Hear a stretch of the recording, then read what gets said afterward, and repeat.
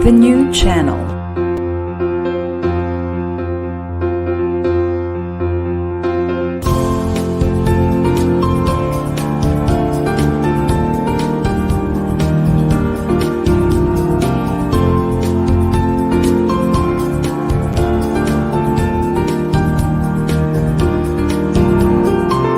The new channel. Hashtag TNC Now.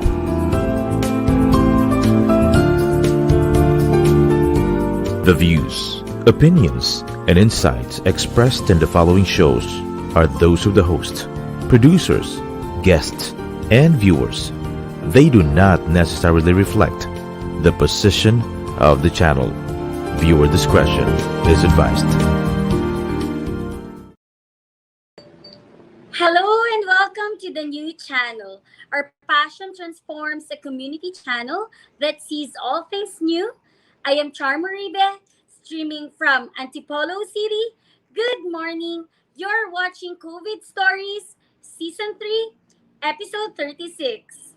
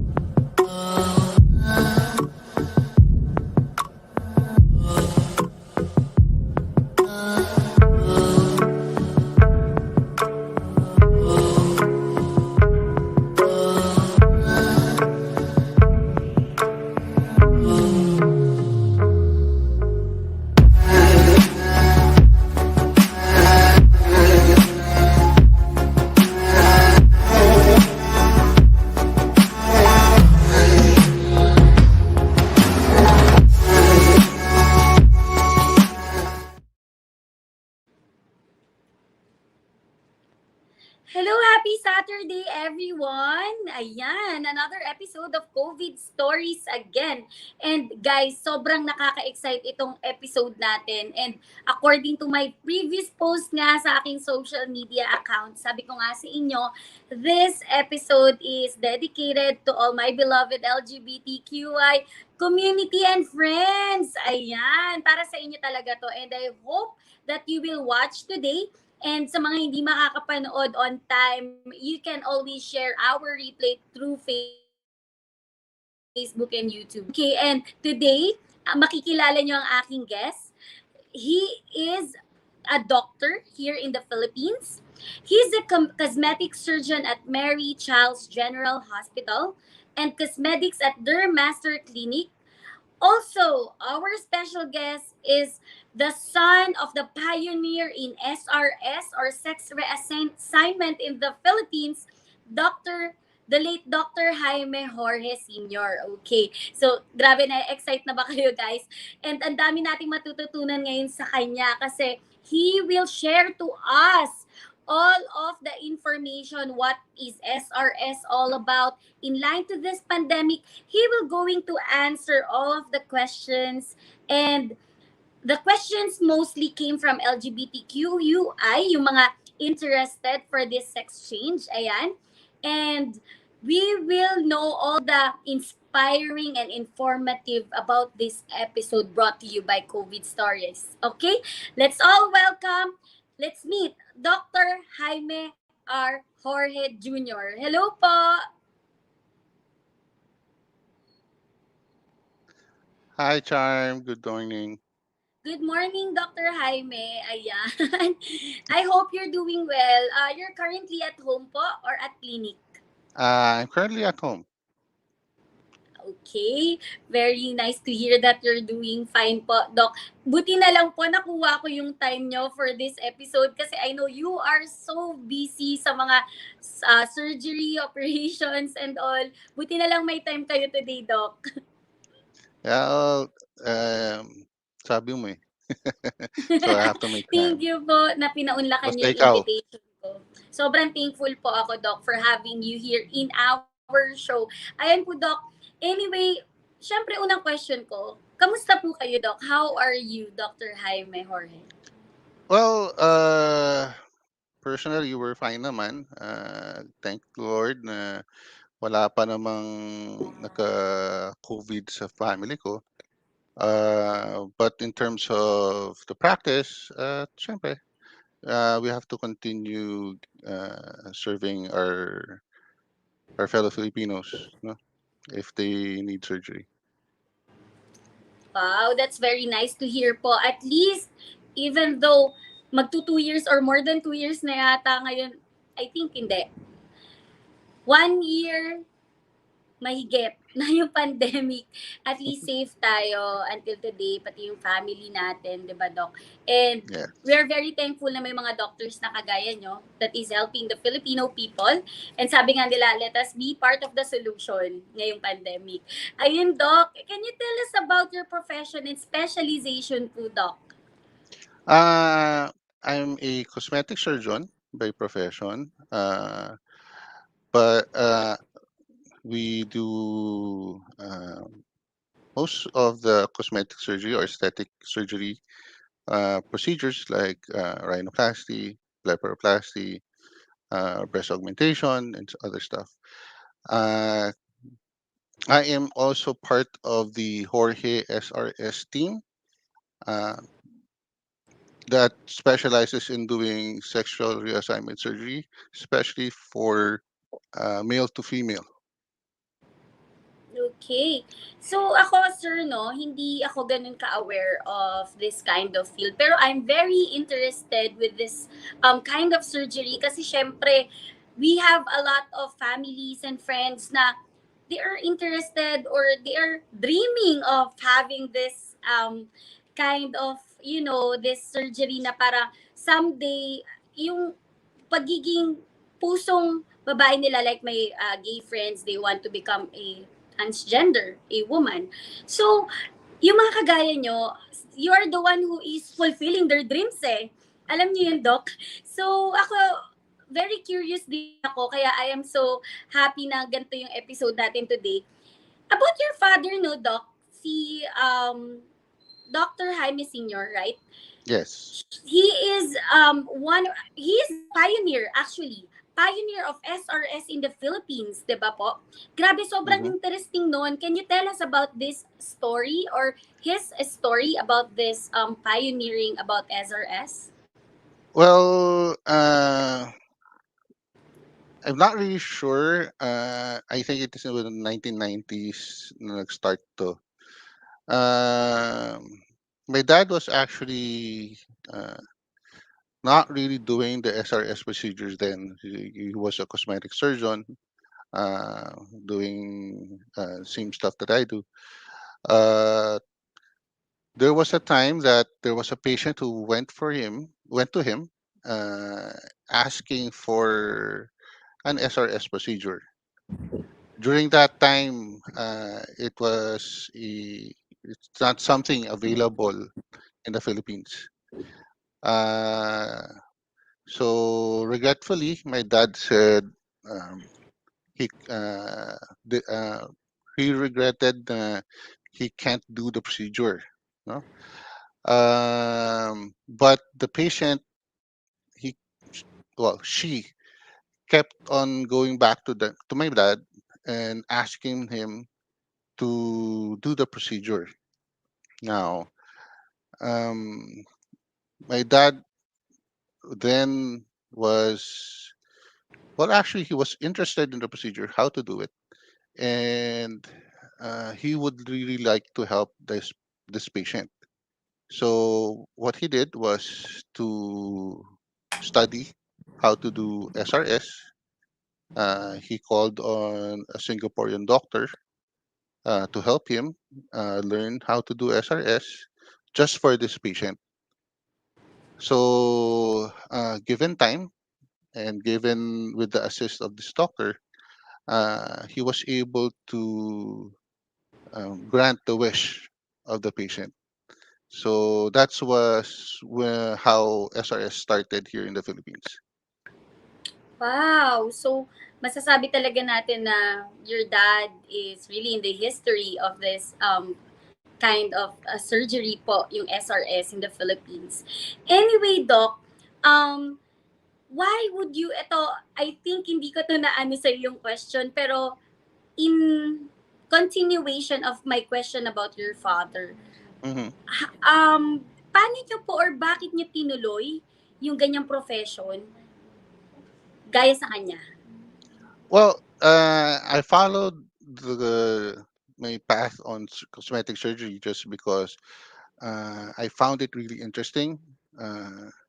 When I was still in med school, in most often than not, we do talk about his patients and what procedures he has done, and uh, it really made me interested of going through cosmetic surgery also. Now, for the SRS,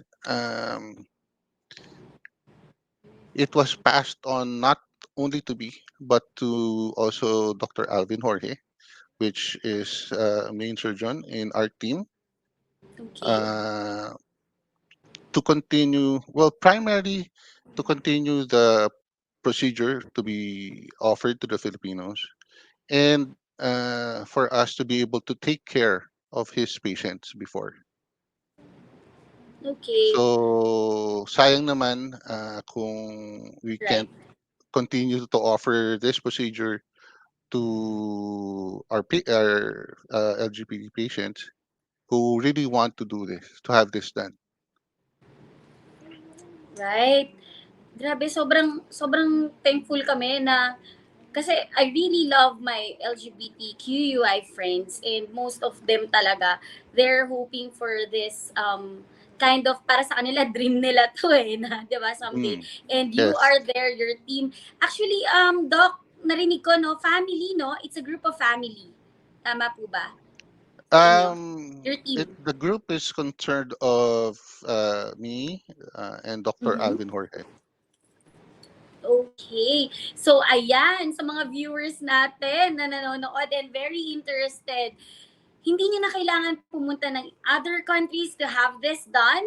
Meron tayo dito sa Philippines, and 'di ba si Dr. Jorge, tas yung dad niya pa yung pioneer here in the country, and sobrang namang nakaka-proud yon na we have here in the country to do it para sa inyo, for our fellow Filipinos, na we are very proud na may kapwa tayong Pinoy na gumagawa nito, na akala natin, kasi other people are not aware, akala natin kailangan pa pumunta sa other countries to have this done. Pero 'di ba, we have kababayan na gumagawa nun. Ayan sila, Dr. Jaime Jorge. Anyway, can we have a commercial break? Thank you, Dr. Jorge, for the first part of this episode. It's very informative. Ayan, so we'll have a commercial break. Stay tuned, guys. Share our live.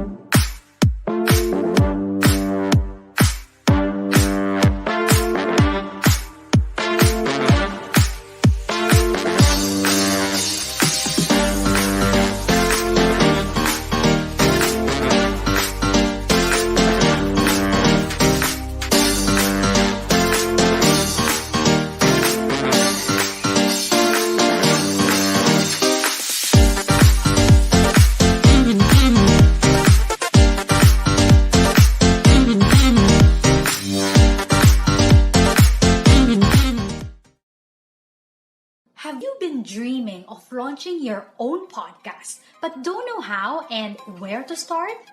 Let ValuePod Productions podcast editing and management services help you effortlessly launch, syndicate, and grow your podcast. Message us at facebook.com/ValuePodProductions. ValuePod Productions podcast editing and management services, humanizing personal connections through podcasting.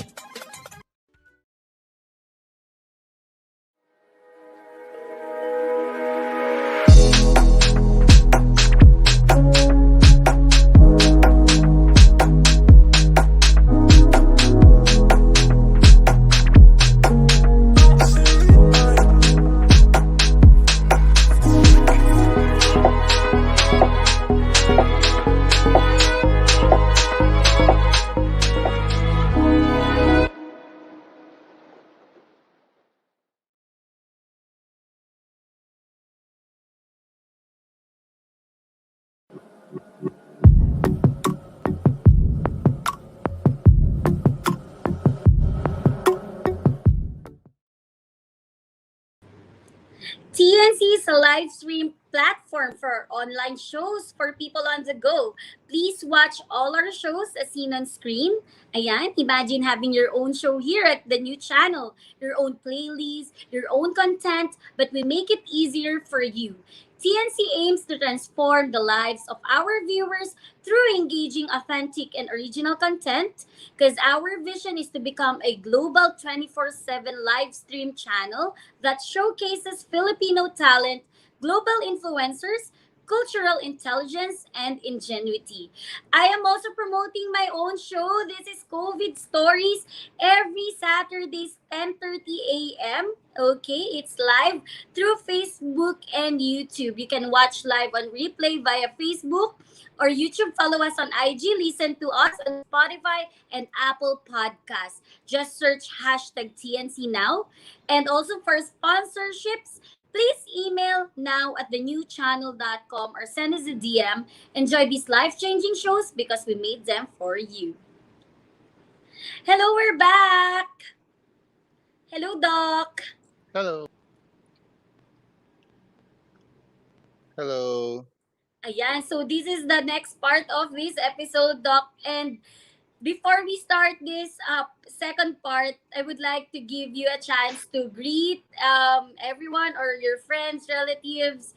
If you want to greet them and your patients, go on, you have your time. Well, first of all, I would like to say hi to my family, to my wife Christine, my daughter Jai. Say hello to my family, friends. Um, who else? The members of Cosmedics, to the staff of Mary Charles, and to the staff of Nailworks also. Ayan, hello sa lahat ng mga binati ni Doc. Hello sa inyo. I know nanonood kayong lahat. Okay, and also ako naman, I would like to greet all of our viewers on our live. Ayan, ang dami nanonood sa atin, Doc. Anyway, may mga nagpapagreet din ng mga birthdays nila, yung mga October babies. Ayan, belated happy birthday to Tita Jacqueline Felices, to my kumare in Saudi, lovely Tagabuen. Kay belated happy birthday kay Corporal Kevin Wagan. Ayan, sa pamangkin ko, kay Tutoy Oribe. Ayan, upcoming October birthdays. Ayan, yung mga October babies. Si Lovely Grace Oribe, Jessica Oribe Labiaga, si Daddy Rudy Verde, Manang K. Verde, Tita Ising Verde, Nong George Santander, Toto Vince Riley Pugna, and Lola Lynn. And happy birthday sa lahat ng October baby. And also, binabati ko lahat ng members ng LGBTQUI ng Barangay Central. Hello sa inyo and sa buong Pilipinas na community. Ayan, especially sa mga malalapit sa aking puso. Kilala niyo na kung sino kayo. Thank you so much. Okay? And ayan, nasa second part na tayo ng ating episode for today, Doc. So, I have another question for you. Okay. Yes. Doc, dito sa show natin, it's COVID story. So, we have invited a lot of people from different work fields, diba? Meron tayong na-invite na lawyer, nurses, or yung mga nasa simple lang din yung mga hanap buhay. Like, may mga na-invite tayo na mga nasa online home base na mga mommies, mga ganun na mga nagbi-business. Pero ikaw, Doc, syempre you have a specialization in SRA and this quite parang different kaya sobrang interesting siya. Gusto naming malaman na, as a cosmetic doctor, what are your struggles during pandemic po? Well, first of all, during the pandemic, there were limitations kung ano lang pwede namin gawin, no? Especially during quarantine period, actually all cosmetic clinics who offer cosmetic surgery had to close down, no? Because of the rules of the ISTF, no? And with that also, we had to also change our procedures with our patients, no? To keep the safety of the staff and of the patients themselves when they do undergo procedures. Ngayon kailangan natin ng requirement na RT-PCR para lang Right. masigurado pag ginawa sila, even the staff, na hindi mahahawa or hindi natin masispread ang COVID during the procedures. With other aesthetic procedures, medyo na-limit din ang mga number of procedures done during that time. So marami din ang naging adjustment dahil dito sa pandemic na to. Hindi kamukha dati na you can easily schedule for a face-to-face consult kasi dati naman hindi uso online consult, Right. Apo. no? So we had to adjust. It's the new normal, so we had to adjust to having online consults. Medyo nasanay tayo gumamit ng Zoom, ng Facebook, Right. Messenger, in order to be able to talk to our patients. Although it's for me it's a little bit impersonal kasi mas gusto ko yung kaharap ko yung patient and I'm able to Right. point out kung ano ang mga concerns ng patients. But syempre we have to adjust. Then well, basically marami talagang procedures na na-delay or na-postpone just because of the pandemic. So, yun talaga yung nakikita natin struggle nyo as a cosmetic doctor, no? Yung pagsasara, yung ganun nga, yung hindi na face-to-face, it's quite different and kailangan ng adaptation talaga sa new normal. And Yes. at least naman, Doc, naka-adapt tayo and very resilient naman kayo when it comes to adaptation sa pag-migrate natin into digital world. Ayan, at least mas safer and nagagawa pa rin naman yung procedure through these safety protocols. Di ba po? Yes. Ayan. Kailangan naman Also, natin dagdagan yung safety. Yun lang naman. yes po. Oo naman. Lahat naman tayo and wala naman pong exempted dito sa pandemic. As I've said nga, lahat tayo affected, lahat ng negosyo bagsak, hindi lang yun. Yung health natin is at risk. So we have to really give extra care talaga for ourselves and for the family. Ayun, Doc. Also, I have a question for you, Doc. Do you think your craft is beneficial to the LGBTQUI community? Ayan. Actually, I would really say this is very beneficial, especially for the transitioning transgenders from male to female. Because we actually don't really just do the procedure just because gusto nila. We do have them undergo a lot of procedures so that we know that they should get the procedure. It's not that they want the procedure. Doc, may question ako kasi hindi ako ganun ka-aware. Meron bang female to male, ganun? Baliktad, the other way around. Yes, Meron? there's a procedure like that, but I Okay. think it's not available here in the Philippines. No, But there is, Doc. there is a Okay. procedure for that. Wow. Pero kayo personally, Doc, may na-handle na kayo ng ganon? Yung female to male na pag-sex change? Um, the there are certain parts of the transition from female to male. What we do offer is actually more of the top surgery, meaning to flatten the breast area. Okay, alright. Pero in terms of the gender or the organ itself, the male Mm-mm. organ, we don't. As of now, we don't offer that procedure here. Here in the Philippines. Pero Yeah. Doc, in the future, you want to do that procedure? Yung female? If the results are better now, personally, I don't like the end results as of now Okay. for the procedure. But yeah, it has been done before in other countries. Grabe yung talaga yung dinig deeper ko. Kala ko interesado ako. Hindi. Anyway, ayun nga, Doc. Um, ayoko naman no, yung numbers of yung mga nagawa nyo na. Pero ikaw personally, Doc, ilan na yung mga nag-undergo sa'yo mismo yung ikaw humawak ng surgery na nagpa male to female sex change? Ayan. Curious lang. Yung nasamahan ko or naging part ako ng surgery nila, I think medyo marami-rami na rin. I would probably say since the time of my dad, probably 100 or so. Wow. Grabe.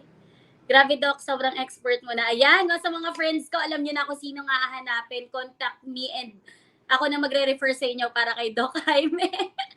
Ay, alam mo, Doc, no, nakakatuwa na parang, kasi ako hindi ako judgmental na tao, and pag may mga friends ako na, yun nga, nagsasabi sa akin na some of them asking me pieces of advice na, alam mo, tingin mo, Char, magpaganto-ganto, ganyan. Ako sabi ko, go on, di ba? If you want to make your life happy, if that's what you want, do it. Alam mo, ganun ako parang nagpupush ako ng pushing my friends to reach their happiness. Kasi ganun naman talaga yung para sa akin dito sa mundo. 'Di ba? Life is too short. Para sa akin, ba't hindi mo gagawin yung mga bagay na alam mong ikakasaya mo for yourself? Hindi mo naman madadala sa hukay, 'di ba? Ngayong pandemic, Doc, nakita natin kung gaano kaikli yung buhay. Yung mga unexpected people na kilala natin, biglang namamatay, na bata pa, namatay na, nagka-COVID, yung iba naman, alam mo yon, parang naisip ko, why not live to the fullest na kung ano yung gusto nating satisfaction na magawa sa ating sarili para sa ikakasaya natin, why not? Kaya sobrang thankful talaga ako din sa craft na meron kayo, sa profession na meron kayo, helping hundreds of people na nga di ba? Anyway, Doc, ito, I have another question for you. How does pandemic change the nature of your work as a cosmetic doctor? Well, like I said kanina, with the new normals, you really need to adapt in order to be able to talk to your patients. No? Right. There's additional safety protocols. There are certain new garments that you have to wear. Kailangan mag PPE, kailangan mo mag face mask, mag respirator. During surgeries, there are also new protocols to ensure safety. It's all about safety lang naman no? Grabe, Doc, sobrang init ng PPE, no? As a doctor, syempre, ilang hours ka na sa OR, tapos, di ba, yung costume niya, sobrang init feeling ko. Pagpapawisan ka talaga. Pero kailangan it's for the It's a safety of must. everyone about. Yes. As of now, the new normal, it's really about just being safe. Right, right, right. Tsaka ano, yung mga struggle din ng mga friends ko nurses. Nakikita ko, yung nagkakaroon na sila ng mga blisters dito Mhm. for wearing mask, for wearing, 'di ba, yung gloves, parang namamalat na yung mga hands nila and grabe, sabi ko, how much more kung meron sa isang araw. Actually, Doc, ilang ilang procedure nagagawa mo sa isang araw sa The team only operation? does one SRS procedure in a day. Great, Kasi mas okay it's yun. very Very it's a very tiring. tiring procedure. Yes, I understand. Grabe 'no, kung mag-e-empathize kami sa mga kagaya niyong medical doctors na nag-o-OR, naawa kami sa inyo kasi kami nga mask lang naiirita na, face shield lang naiirita na, kayo pa kaya Doc na lahat ang daming dami-daming nakasabit sa inyo, ang dami niyong suot. Pero anyway Doc, thank you for that. Bayani kayo, bayani kayo dito sa bansa natin for doing that kahit struggling kayo, at least 'di ba? You're being part of the solution for this country kahit may crisis tayo. Eto Doc, ayan, tinatanong to ng mga friends ko na nasa LGBT. Your tips to those people who wish to undergo SRS. Oh, for people or for our LGBT community who really does want to have SRS done. Kasi yung iba natatakot Uh, Doc, well, 'di ba? Kaya I'll kailangan nila be ng tips ako medyo beforehand. magugulat pag hindi sila natatakot. Kasi medyo this is a really a life-changing procedure, no? Right. There are certain you just consult, ask your doctors about everything that you need to do. I would probably suggest uh, talk if you do talk to someone who has undergone the procedure, confirm it with a doctor. It's hindi mas you'll get better information. You'll get the proper consult if you do talk to a Right. doctor. Now,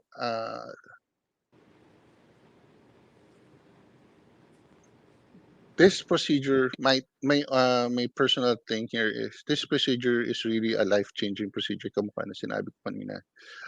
But uh, there are certain procedures, there are certain protocols that you have to follow. No? We don't want you to regret having the procedure done. So, well, andyan na ang internet, andyan ang YouTube, andyan ang mga like this podcast would tell you what they think about SRS or how the procedure is done. Actually, pwede mo YouTube lahat yan or pwede mo Google lahat yan. No, but still, my uh, first and most important tip talaga is ask a doctor. They would be the one who will be able to answer your questions talaga. Of course. Oo naman. Siyempre, when it comes to our body, when it comes to our health, alam ng kapitbahay mo lang na hindi nag-aral, di ba? Siyempre, we will ask a doctor. Tama naman yun. And ito, Doc, to add, alam ko hindi ko na-consult sa yung question na to, pero I would like to really ask this question. Kamusta naman, Doc, yung mga reactions and life after nung mga the life ng mga, sabi nyo nga, napakabigat nun, life-changing. Yung buhay ng mga nag-undergo SRS. Ayan. Gumanda ba yung love life Oh, nila? Tapos, well, yung buhay, most gano'n. ano naman most of our patients really live a life of a female, no. Wow. They have relationships beforehand. That's very They nice to hear po. act, they dress, they really see themselves as female, except As for woman. that small thing there. Right. Uh, Having undergone the procedure, I haven't seen a patient who was sad. They Of were all course, gusto very nga nila happy, yun eh. Opo, Doc. and uh, it's like a dream come true for them. Yes. No? I had patients who were patients of my dad that I still follow up after. 30 plus years, Wow. and they're very content with their procedure, and they're very very happy. They have families. They have some have I don't know how they got married, but they did. Uh, they have adopted children, and they really have a good family. Grabe, no? Ang bigat ng doc, yung sinabi niyo na life-changing and a dream come true. At least, di ba, para kayong ano mga fairy godmothers and fairy godfathers na gusto ko maging babae. Ayan. Ching. Di ba?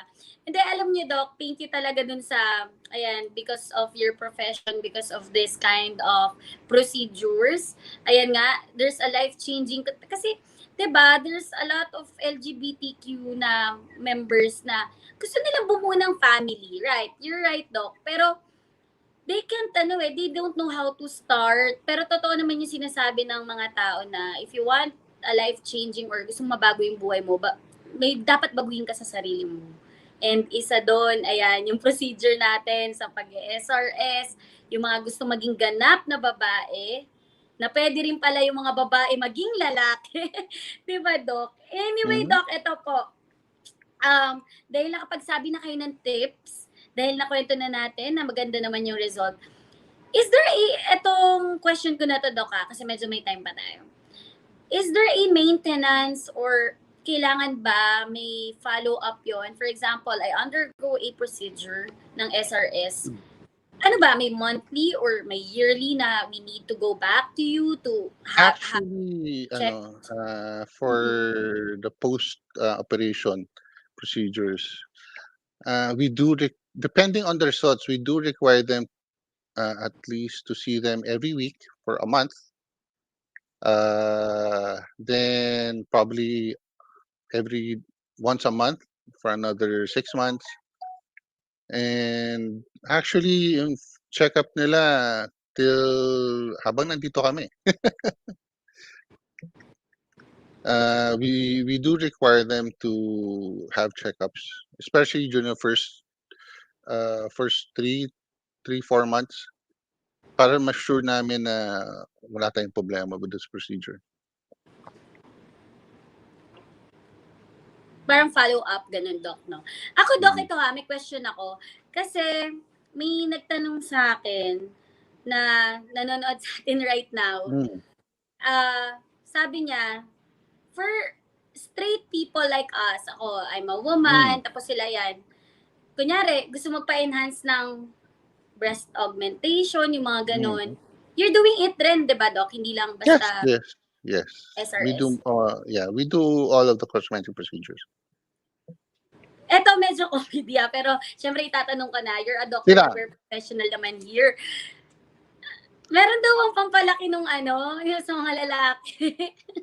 May nagtatanong. Well, yes, there are procedures to increase the girth and to increase the length. So, may pag-asa pa. Yung mga June, gano'n.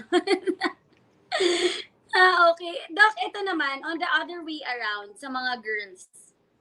Para mag-feel like virgin, gano'n. Yeah, there are vaginal tightening procedures also. There are guys. surgical and there are non-surgical ways of doing it. Really? There are non-surgical procedures? Yes. Mga takot sa mga mostly we use lasers for that.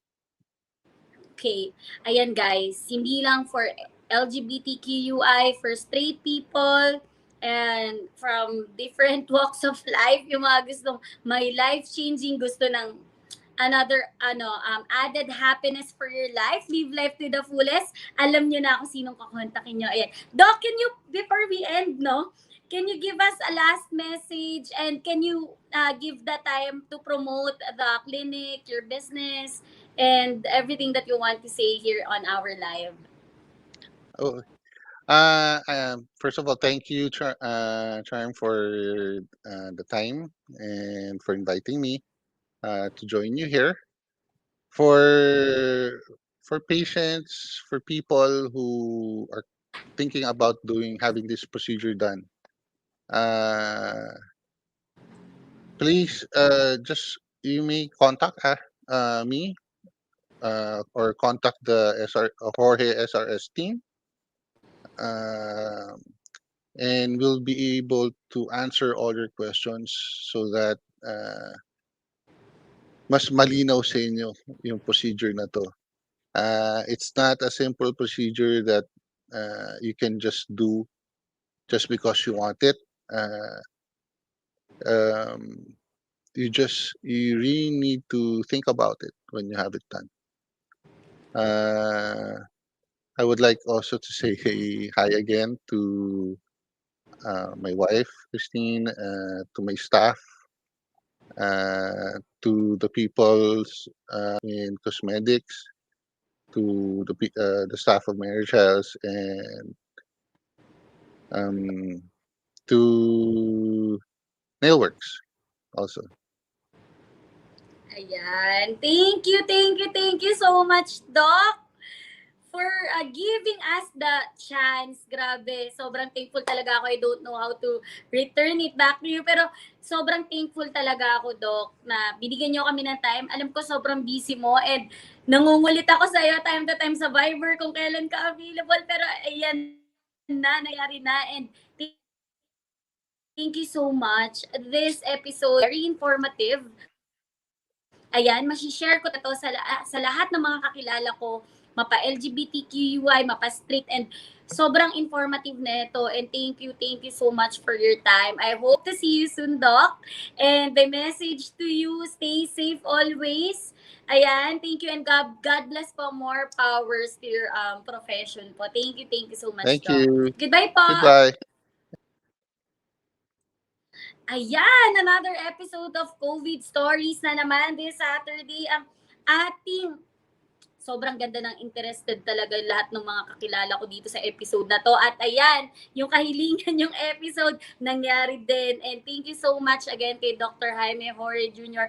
na talaga naman, ang dad niya is the pioneer here in the Philippines. Hindi biro yun, di basta mabigat yun. And I know, lahat ng mga gustong magkaroon ng dream come true, ayan, andito na.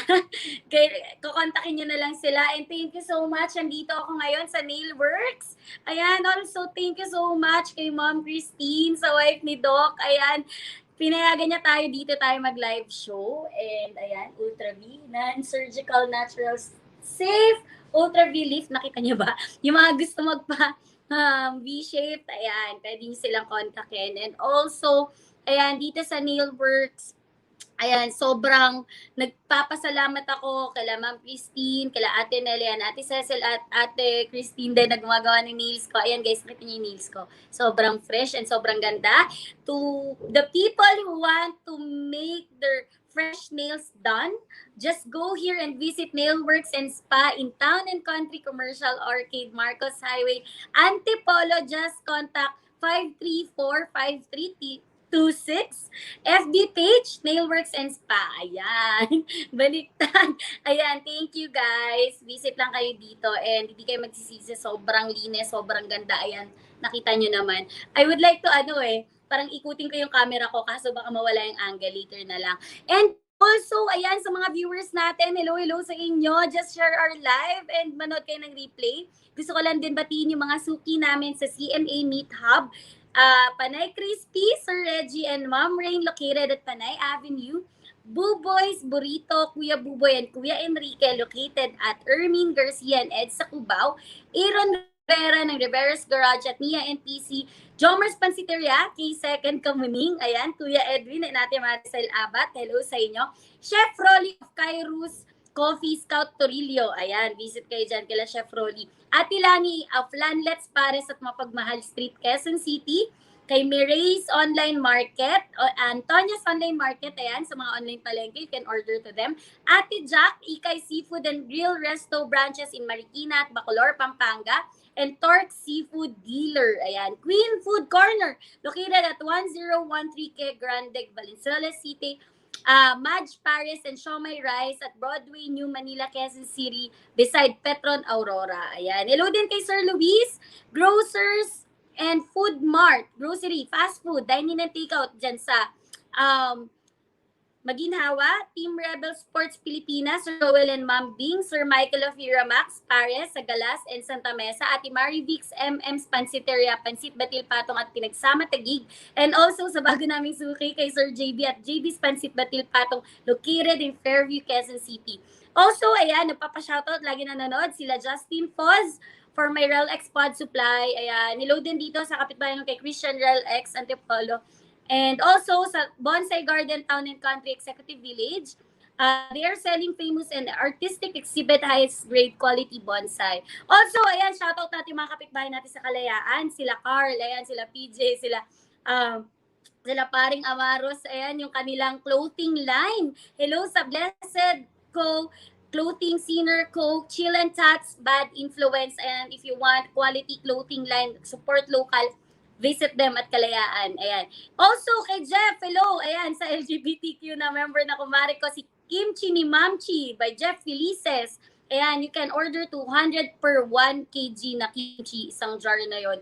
Perfect at pinakamasarap na kimchi in town. Ayan, 120 naman pag half kilogram. Pwede bulk order, free delivery with vicinity of botanical area. If sa bang lugar, pwede naman daw delivery via any delivery apps. Okay? Also, ito nga pala, shoutout to my tito na lagi namang nanonood talaga, si PD Colonel Julio Gustilo na soon to be the board member at 2nd District Capiz. Ayan, full support ako sa iyo, tito, and continue serving the people, public service mo, ipagpatuloy mo by being the next board member there in Capiz. Okay, to my inanak, thank you for my hair. Yan, si Eugene, palabre ka. And also, nagpapa-shoutout si Ate Brandy sa Maniego. Thank you for taking care of Milka. Ayan.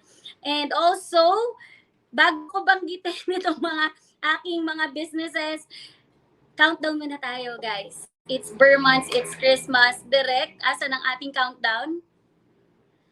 Ayan, dito tayo. It's 77 days before Christmas. Ayan. Okay, so countdown natin. Ang lapit na ng Pasko. It's 77 days na lang, guys. Do you have any plans? Kaya wag tayong tumigil, kaka-hustle. Hustle hard lang para maganda-ganda yung Pasko natin. And we're accepting gifts! Hello kala Direct Monica and Direct Hershey, Direct Mavs. Thank you for helping us every day. And sa lahat ng shows ng TNC, just watch us. Ayan, sa mga nala-lockdown, huwag kayong tumigil sa pag-support sa The New Channel. Maraming informative show, maraming entertaining shows na talaga naman mapupulutan ng aral and inspiring topics. Ayan, and I am also would like to plug Amron One Brokerage Services sa mga gustong magpa-import-export. We have our own brokerage services. It's Amron One, Isla Catch Manila, Lego World Reese on YouTube, Rev One Moto, Rainbow Heads Gaming, Huy Gaming, Cliff Raven Enterprises, Iloilo, Shen's Pizza. Also, visit us at Mega Q Mart, CMA Meat Hub Meat Trading. Ayan, we sell fresh meats, all kinds of meats. Visit nyo, andun ako palagi. And also, Crispy King, Hari ng Lutong, Yuga Charm Productions, Milka's Online Market, your one-stop shop for online palengke and health and beauty by Charm. Visit our page for Usana product orders. If you want to be healthy, stay healthy, healthy cells, and just take Usana. Okay, wala na ba akong kalimutang batiin? Alright, guys, ito, spill ko na lang din. Next Saturday, we have a very special guest din na sobrang interesting. All about pagkain to. Kaya ihanda niyo yung gutom nyo. She or he is a businessman. Basta, abangan nyo na lang. And matututo tayo dito on how she became as successful on this business. Ayan, kaibigan natin siya. Panoorin nyo, abangan nyo sa Saturday. And also, don't forget to like and share this episode. # COVID Stories on TNC. We are streaming live Saturdays at 10:30 a.m. live on Facebook and YouTube.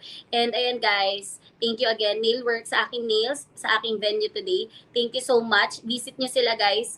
You just call them para mag-book ng appointment. And ayun, wala na ako nakalimutan. Listen to us. Spotify and Apple Podcast, hashtag TNC Now, hashtag All Things New. Hello kay Miss Apple Manansala.